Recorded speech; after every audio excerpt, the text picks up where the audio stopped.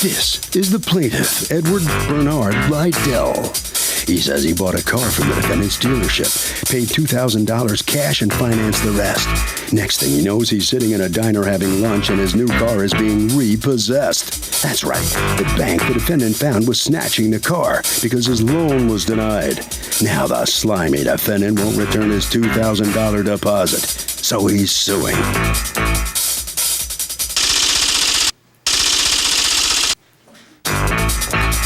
This is the defendant, Joshua Becker.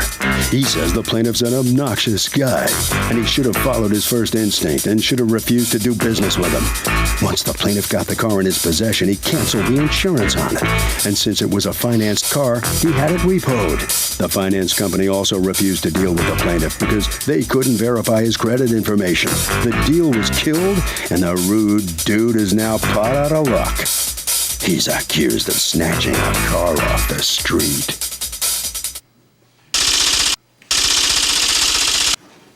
All parties, please raise your right hand.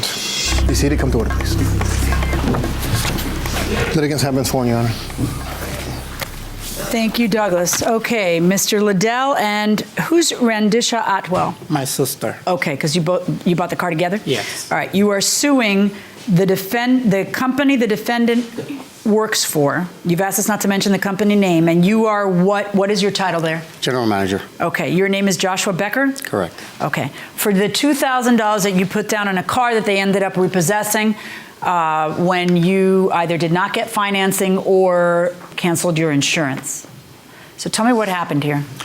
I bought the car, financed the car. You bought the car on what date? November the 1st. Okay. And when you say you financed the car, how did you finance the car November 1st? I was told that their company do not do in-house loans, so it would be financed, and they go through multiple lenders. I received denial letters from Regents Acceptance Court and also FT Acceptance Court. Let me see your contract. I don't understand.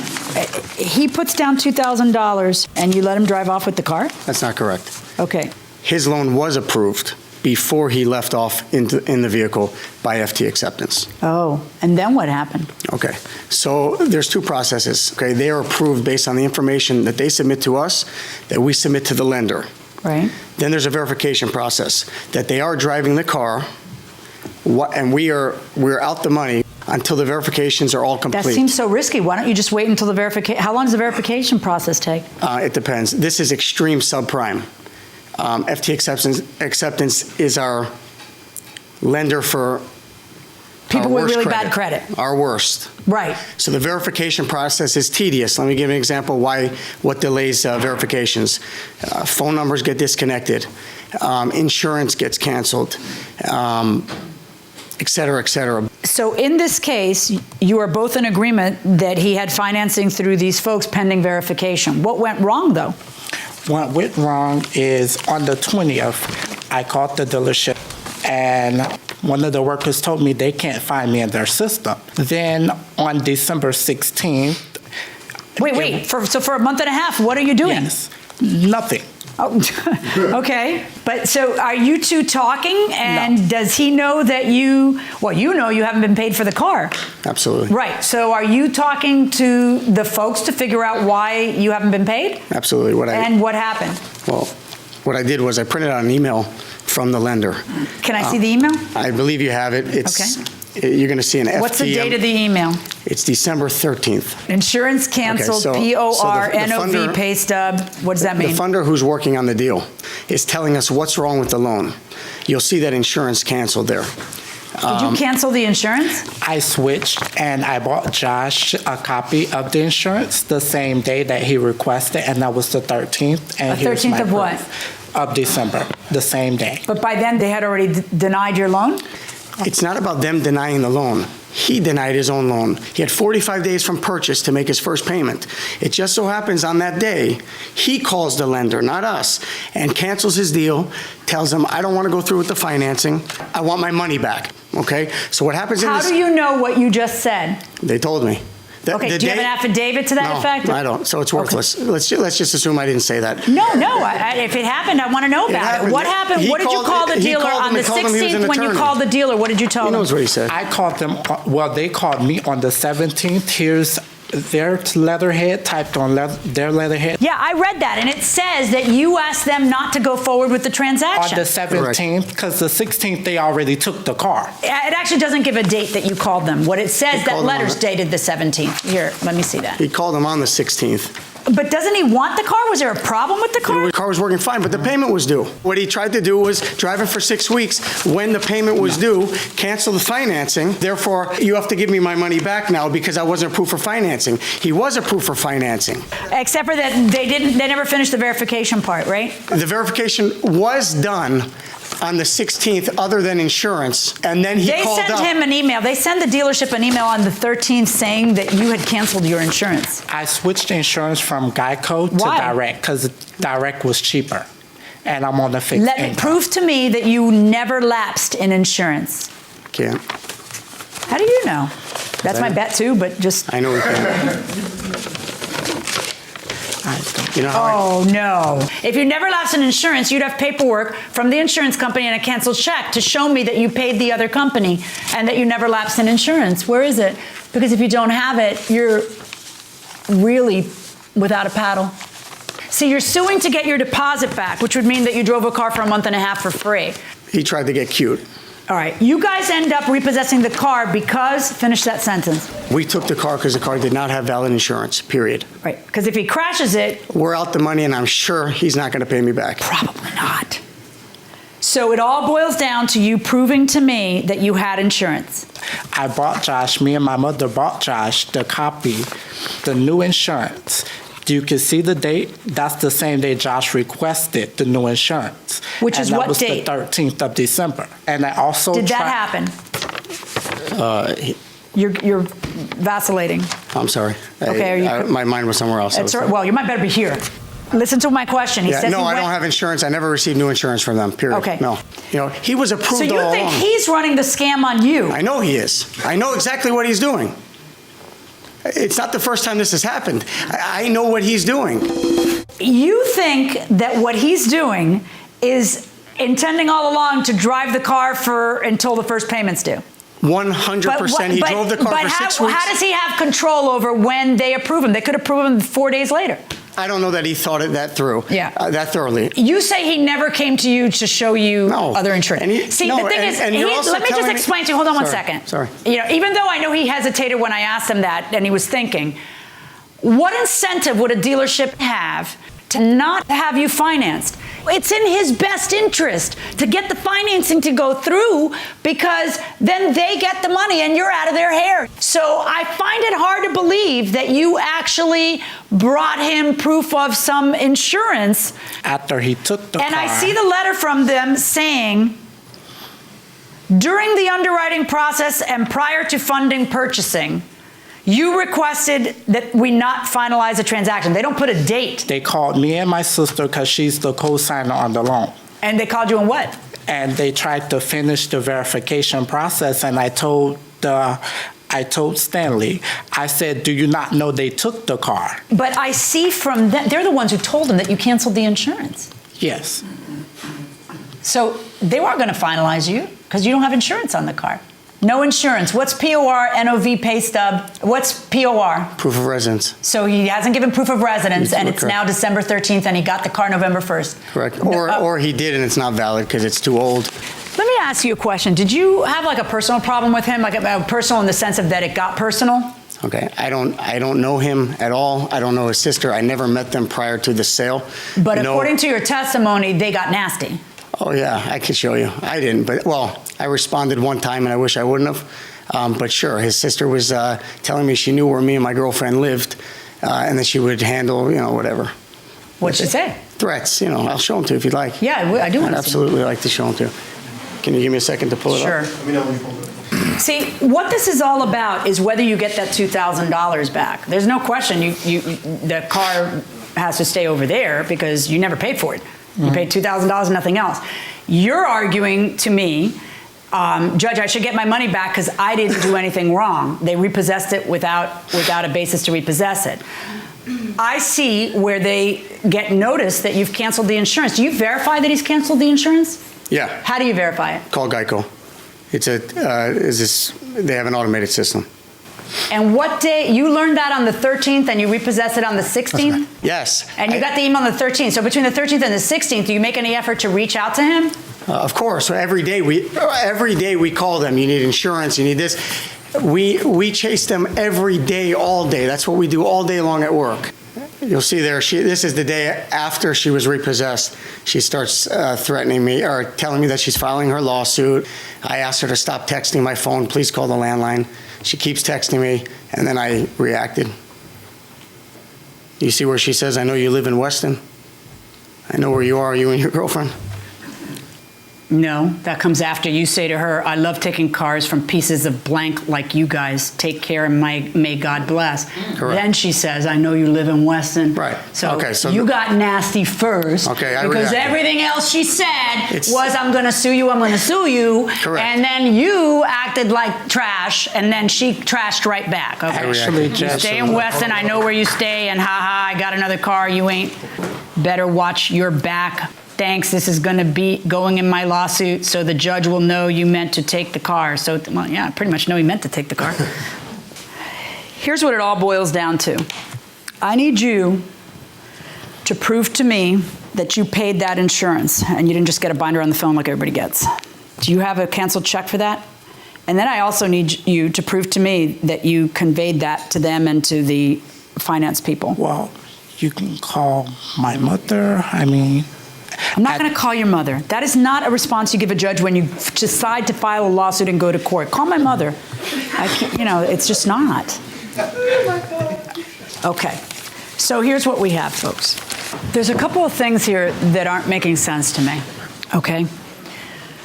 Number one, when I ask you if they came in with the proof of insurance, you hesitated, but that's all right. But you hesitated, and that has stuck in my head. Number two, when I asked you, can you prove that you had insurance, you told me to call your mommy.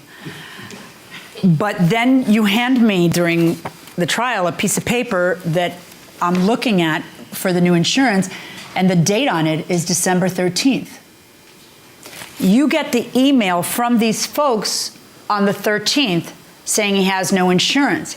Maybe he ran out and got insurance because you guys called him and said, we're going to repossess the car because you have no insurance. I don't know.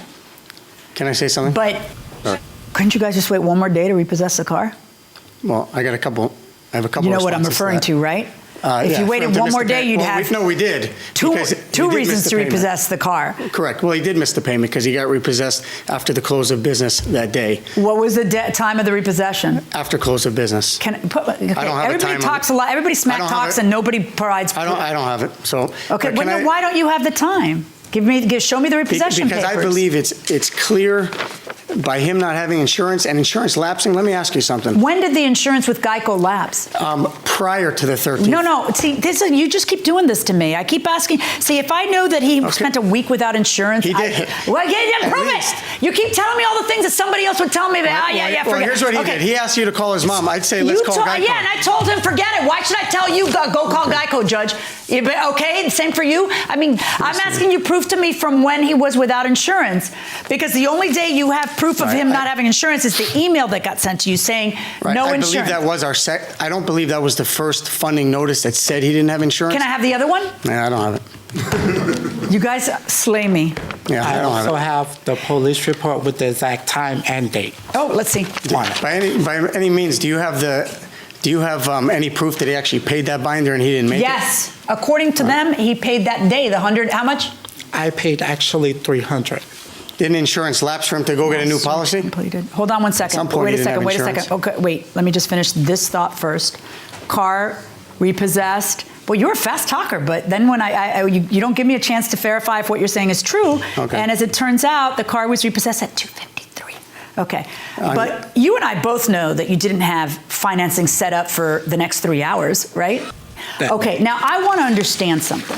What I don't understand is, once you have the car back, there's no more talking? wrong. I think the point being missed here is his deal was never rejected from the bank. He called in on the 16th. The and said- 17th. No, he called in on the 16th before the car was repossessed and said, I don't want to go. You can't prove that. And he denies that, and you don't have anything That's that says. exactly what happened. Then prove it. All you need is just an affidavit from the person who told you that, Yeah. from that company. Because the only thing from that company is the opposite of what you're saying. All they say is that at some point you called us, and so we returned everything to you on the 17th. They specifically don't commit to a time that he called them. He says, I called them after I got repossessed. So because I got repossessed. Why am I going to continue with bank papers? So what happened after the repossession? What discussions did you guys have? The text messages that next day. Because, the theory that you were talking about, that it was a scam from the beginning, kind of doesn't hold water if he has insurance on the 13th. It looks like he wants the car, or he wouldn't insure it. Right? I don't understand how it got this bad. One, I don't believe that the insurance was canceled on the 13th. I believe it was around the 10th.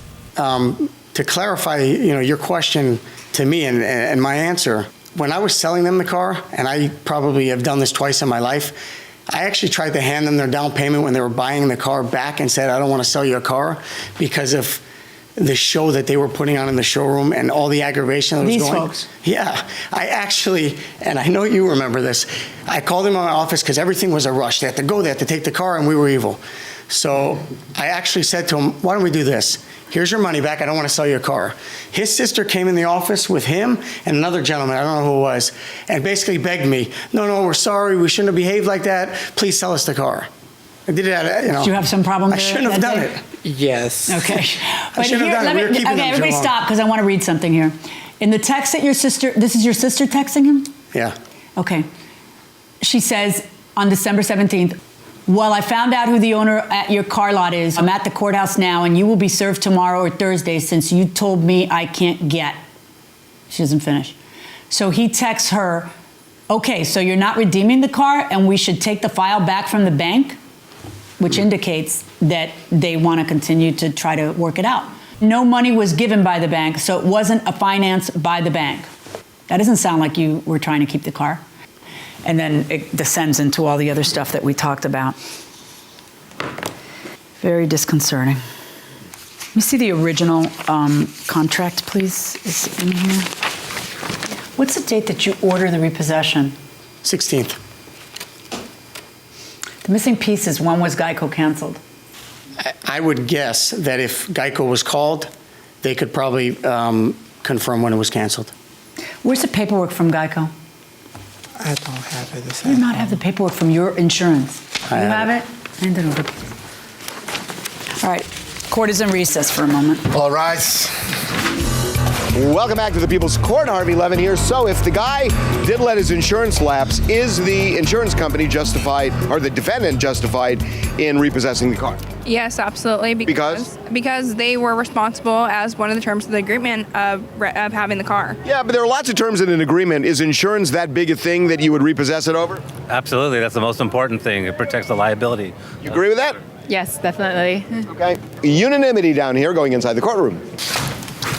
Be seated. Come to order, please. I'm going to tell you what happened now that I've figured it out. You claimed to me, oh, I didn't cancel insurance, Judge. I wasn't canceled. I just switched insurance because I found a cheaper insurance. And that you brought that binder December 13th over to him and showed it to him. You tell me, I don't think he did that. No, he didn't do that. I don't remember him doing that. I'm not sure whether you know or don't know. But then it's bothering me. Why is it the 13th when he's getting insurance? If he has a premium due December 1st, then why isn't he switching on the 30th of November? And what's the answer to that? Just say it, because I've already called Geico and I know. I didn't pay them. That's right. So you've put me on this wild goose chase when the truth is you breached the contract by letting the insurance lapse since the 1st of December. Now, the only question that I have before me is, are you entitled to the $2,000 back because they breached? All right? But you were already in breach by having the car uninsured. So I find in favor of the defendant, you're not entitled to the money back. Well, here's the plaintiff. The judge has figured it out. And you didn't exactly tell the truth. Well, she was right, and right is right, is wrong is wrong. So, Why'd you go into court and try to do that? because when he sent me the text messages and saying he loved taking cars from people like me, it seemed like that was his intentions all along. So that's when you decided to Yeah. try to win at any cost against him? Yeah. All right, right down this way. Follow Officer McIntosh this way. All right, so that was a battle in the courtroom here. Step in a little bit more now. Tell me what's going through your mind here as you come out after this. It was rough. I think the ruling is fair. You knew all along that this man had lied in the courtroom, but do you regret having repossessed that car too soon? In hindsight, you wait one more day to make it easier, but I still believe we were within our right to do so. All right, okay. Harvey?